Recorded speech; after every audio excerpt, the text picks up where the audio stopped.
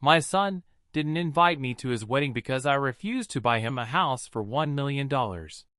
And if that wasn't enough, he went on Facebook, tagged half our family, and wrote that I was a stupid, bankrupt failure who abandoned her only child. It still feels unreal to type that. I raised this boy alone for 26 years. I worked 2 jobs, gave him the best schools I could afford, paid for his car, his college, his rent, you name it, I covered it. If he wanted something, I found a way to make it happen. Shoes worth 3 paychecks. Bought. Gaming PC that cost more than my first car? Done. Even when my bank account was screaming, I told myself, he's my only child. I want him to have what I never had. And for a long time, I thought it worked. He seemed happy. I thought I was being a good mom. The first real crack appeared about a year ago when he met her. Let's call her Amber. Beautiful, but with a look in her eye that screamed, I want to be spoiled. Within 2 months, he told me he was going to marry her. Within 3 months, he told me they needed a big house in a prestige area because it would impress her family. That's when he dropped it. Mom, it's only $1 million. You can take out a loan. I'll pay you back someday.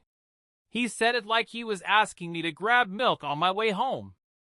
When I said no, not angrily, just calmly explaining it wasn't realistic, he exploded. Told me I'd wasted my money on useless things instead of investing in him. Said I'd ruined his chance at happiness. And then he went public. Facebook posts, Instagram stories, even a TikTok rant where he called me selfish and broke. Family members started texting me. Is this true? I didn't know it yet, but that was just the start of the nightmare. It's strange how you can live with someone for decades and not really see who they are until life smacks you in the face. After the Facebook humiliation, I started replaying memories in my head, little moments I used to brush off as, he's just young, or he'll grow out of it. Like the time he was 14 and told me he wouldn't mow the lawn unless I gave him $50. Or when he was in college and called me at 3 a.m. because he needed money for emergency textbooks, only for me to later find out it was for a weekend trip to Vegas with his friends. But the worst part? I started finding receipts. Literally. While cleaning out the guest room, where he used to crash when he couldn't afford rent, I found a box stuffed with crumpled bills, order confirmations, and notes from debt collectors, all with his name on them. Thousands spent on clothes, gadgets, and even $600 on some exclusive gaming chair he told me he won in a giveaway. It hit me like a punch to the gut. I hadn't raised him to be independent. I'd trained him to see me as a bottomless ATM. And he knew it. He wasn't ashamed. If anything, I realized he had been testing how far he could push me for years. And every time I said yes, every time I bailed him out, every time I made excuses for him, I was teaching him exactly how to treat me. By the time the house demand came, he didn't see it as outrageous. In his head, it was just the next step. The confrontation. I didn't plan some big dramatic showdown. It just happened. He called me one evening, casual as ever, and said, "So, about the house. Have you talked to the bank yet?" Like we were discussing the weather. I took a deep breath. "No, Michael. I'm not buying you $1 million house. I'm not even co-signing for one. You and Amber will have to find something you can actually afford." Silence. Then a sharp laugh. "Wow. You really are that cheap. You're gonna ruin my marriage over pocket change?" Pocket change. I told him I'd already seen the bills, the debt collector's letters, the absurd spending, that he had no savings, no stable income, and no right to ask me for that kind of money. I expected denial, maybe anger. Instead, He went full soap opera villain. Those debts? That's because I've been helping you for years. Yeah, that's right. I've been covering your mistakes. You think people don't know you're broke? I've been protecting your reputation. I swear, I almost dropped the phone. Protecting my reputation? The same reputation he'd been shredding online for weeks? I told him flat out that he was lying. He doubled down, claiming I had memory problems, and that's why I couldn't remember all the times he paid my bills.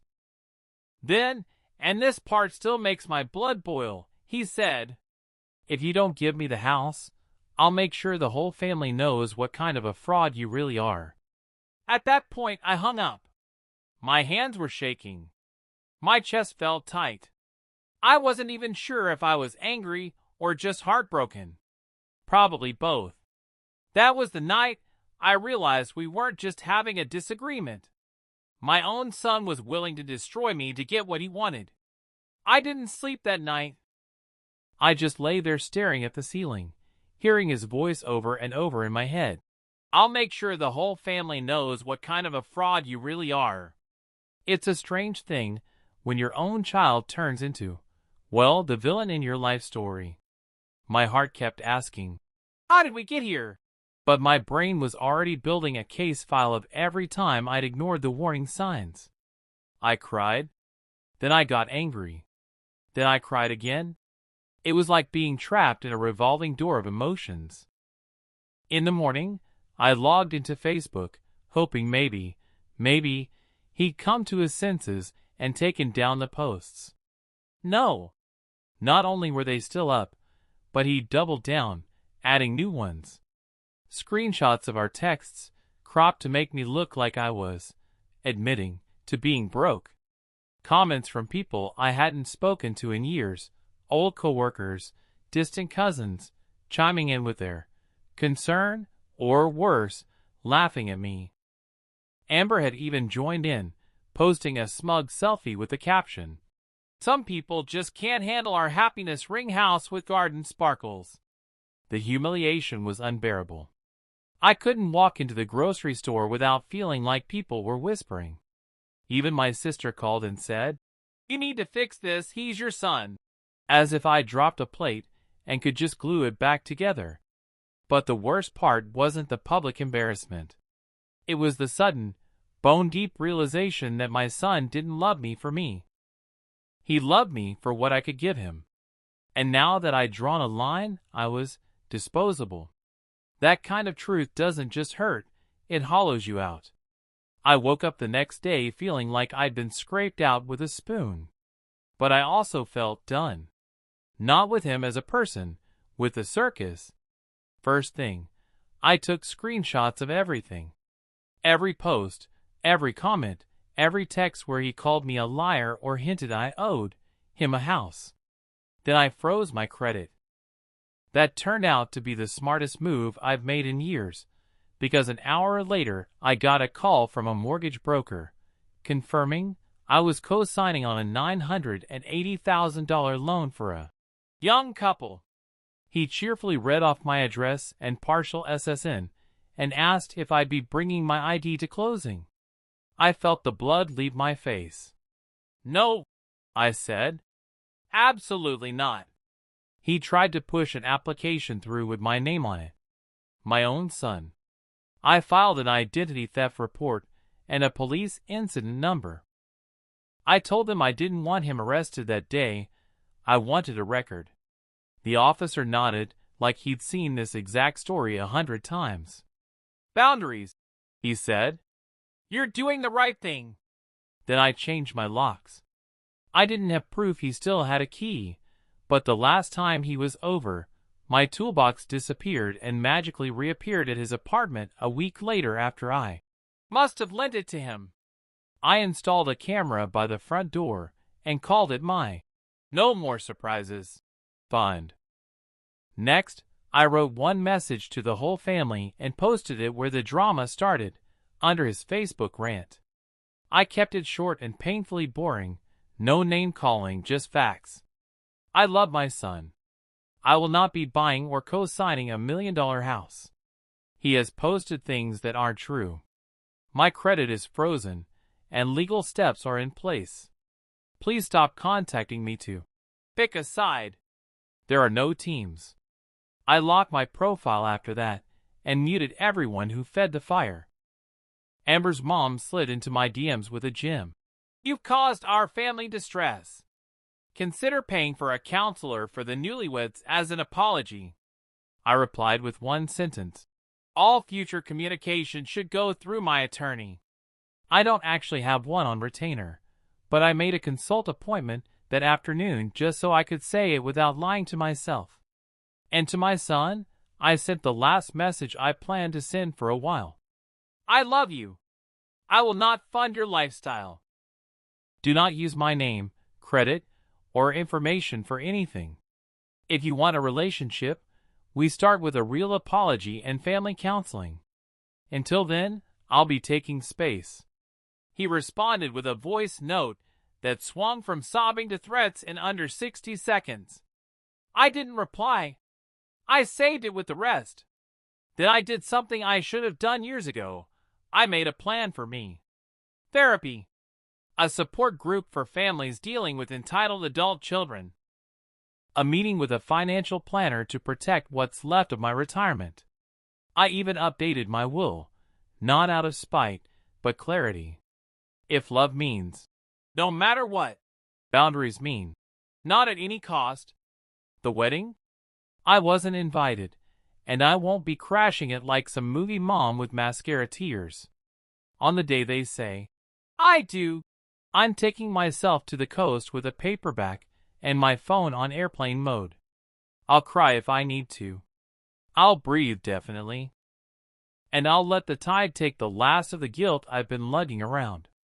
Because the decision is made, I'm done paying for his storms. He can learn to carry his own umbrella.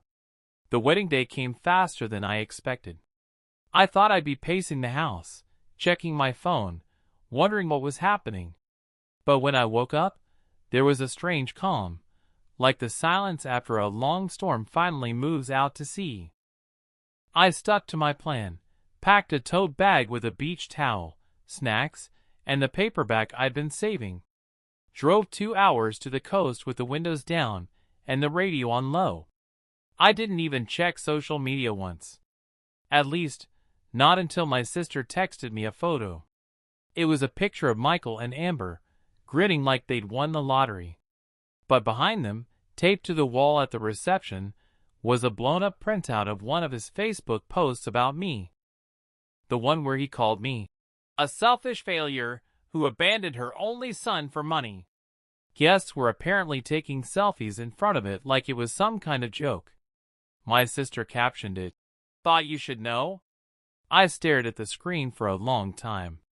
At first, I felt that hot, sharp sting of humiliation. But then, it dulled into something else. Not forgiveness, not exactly. More like a numb acceptance that this was who he'd chosen to be. If tearing me down was the only way he could feel like a winner, then nothing I said or did could change that. Later that afternoon, I walked along the shore until the water foamed around my ankles. I imagined the ocean carrying every ugly thing, the lies, the public shaming, the feeling of being used, far, far away from me. I thought about the little boy I once knew, the one I used to carry on my hip, and I let myself grieve for him. Not the man he is now. The boy he used to be. When I got home that night, I found a voicemail from my aunt saying, "Well, now that it's over, maybe you two can talk again. He's still your son." I didn't delete it, but I didn't respond either. That bridge wasn't burned. It had been bulldozed, paved over, and turned into a toll road with $1 million fee. And I wasn't paying the fare. 3 days after the wedding, the fallout started, and it came from directions I hadn't even thought about. First, my phone blew up with friend requests from people I didn't know. Turns out, Amber's cousin had posted a TikTok from the reception, zooming in on the giant printout of my selfish failure quote while narrating, This is what happens when you don't support your kids' dreams. It went mildly viral. Comments were everything from, "What a trash mom," to, "The audacity of entitled kids these days." Total strangers dissecting my life like it was some reality show episode. Then came the mail. 2 wedding thank you cards addressed to me, except inside, instead of a polite note, there was a printed list of suggested contributions to our new life together, with items like down payment fund, $750,000, and luxury honeymoon, $25,000. Both were signed. "Still time to make things right, Mom. Love, Michael and Amber." I wish I could say I laughed, but it made me feel physically sick. And then came the one I didn't see coming. The bank called again. Apparently, someone had tried to open a joint credit card with my name and Michael's to help us build our dream home fund faster. The rep asked me if I wanted to approve it. I told her I'd already filed an identity theft report. She went quiet for a second, then said, "Ma'am, you may want to consider a restraining order."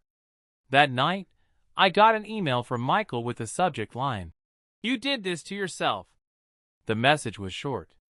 "You could have been the hero of this story. Instead, you chose to be the villain. Don't contact me unless you're ready to fix it." I didn't reply, but I did something else. I printed out the email and added it to the folder with all the screenshots, voicemails, and documents. I'm not looking to destroy my son, but I'm done leaving myself unprotected. It's weird. I thought after the wedding I'd feel closure. Instead, it feels like I'm still in the middle of the storm, only now I'm learning how to stand in it without an umbrella and not get swept away. It happened on a Tuesday, of all days. Ordinary morning, coffee, quiet kitchen, a to-do list that felt longer than my life expectancy. I was scrolling through my phone, half dreading the usual barrage of wedding aftermath drama, when I stumbled across a post in a private Facebook group for parents of estranged adult children. One woman had written, "We keep thinking if we explain ourselves better, they'll understand. But they already understand, they just don't care. And that's the part we can't fix for them." I must have read that 5 times. It hit me like a blunt truth I'd been ducking for years. I realized I'd been living in this cycle with Michael: explain, defend, hope, repeat. I'd bent myself into shapes trying to make him see my side, only for him to twist it into something ugly. It wasn't a misunderstanding. It was a pattern. And patterns don't break themselves. Later that day, I went to my therapist and finally said the thing I'd been choking on. "I don't think my son loves me anymore. I think he loves what I can do for him." She didn't flinch. She just nodded.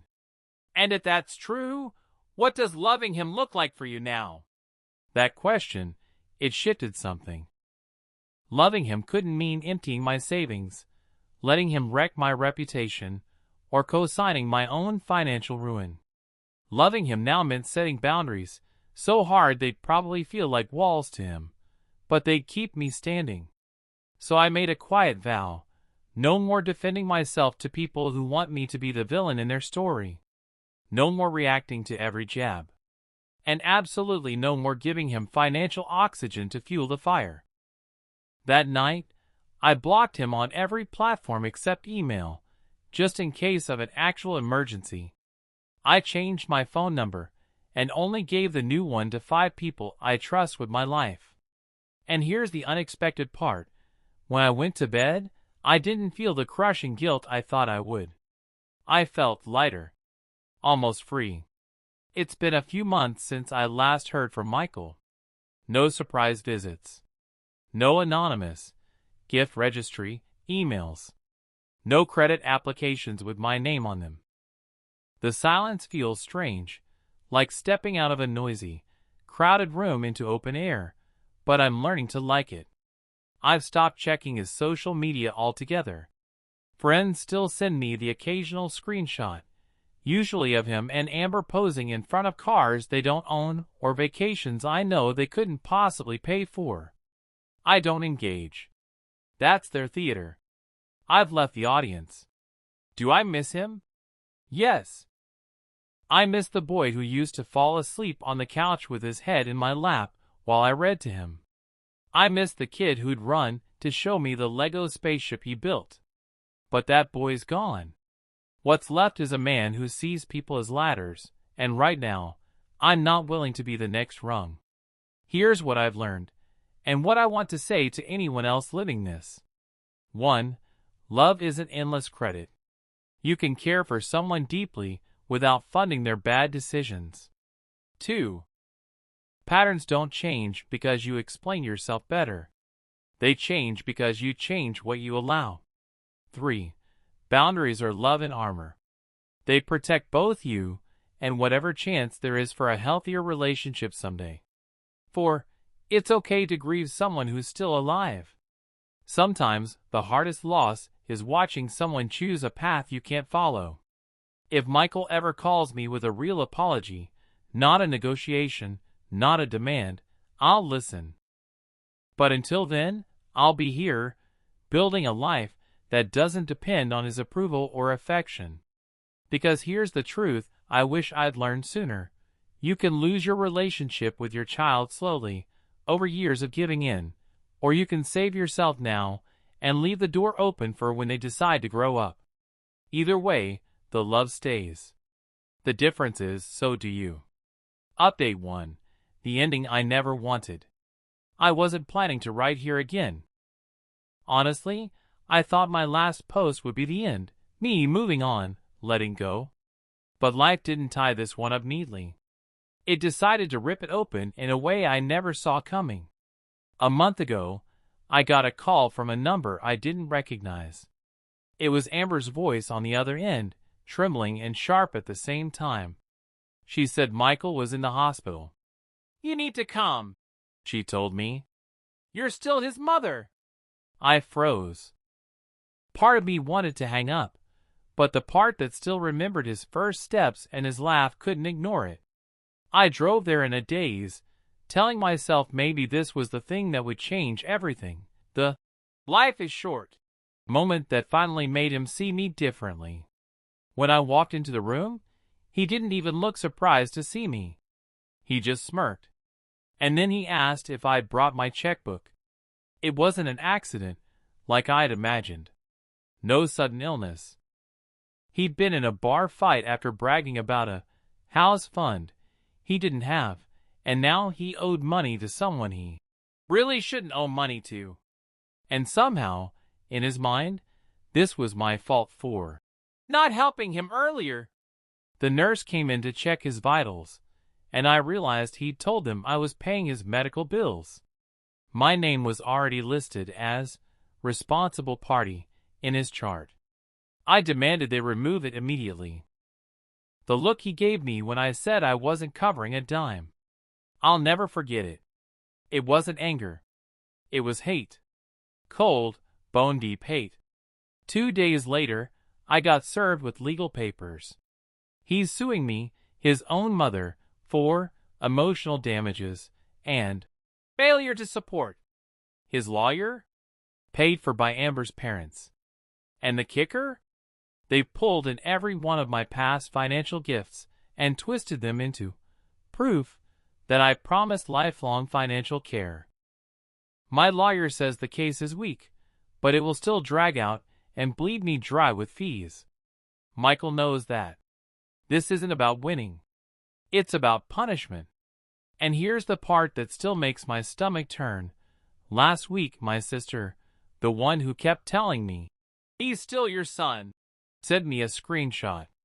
Michael posted a GoFundMe titled, "Help me escape my abusive mother," with a photo of him in his hospital bed, looking pitiful. The comments are full of strangers calling me a monster.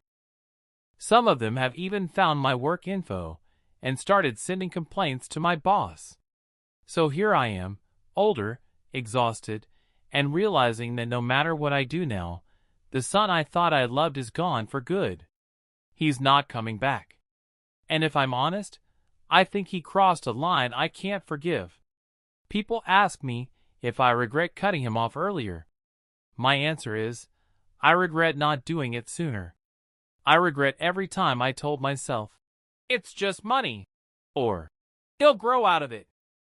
I regret giving him the tools to build a weapon he's now using against me. This isn't the redemption arc I wanted. This is the part of the movie where the credits roll, the music fades, and you realize the happy ending never came. And maybe it never will.